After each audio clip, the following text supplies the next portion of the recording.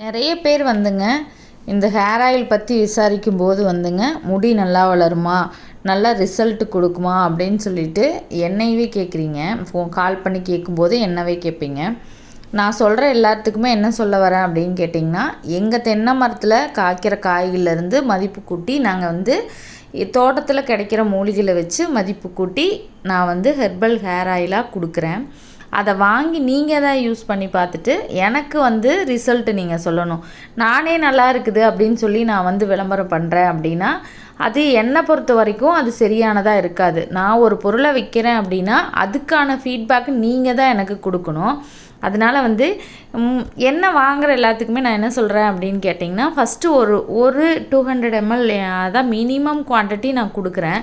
அதை வாங்கி யூஸ் பண்ணி பாருங்கள்.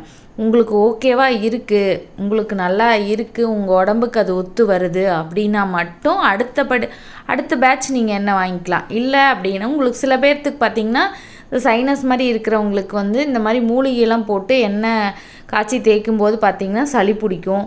சில பேர்த்துக்கு வந்து இந்த வாசம் வந்து நிறையா மூலிகையில் இருக்கிறனால வாசம் வந்து ஒத்துக்காது. அந்த மாதிரி இருக்கிறவங்களுக்குலாம் செட் ஆகாது. அதனால் ஒரு வாட்டி வாங்கி நீங்கள் யூஸ் பண்ணி பார்த்துட்டு அப்புறமா வாங்கிக்கோங்க.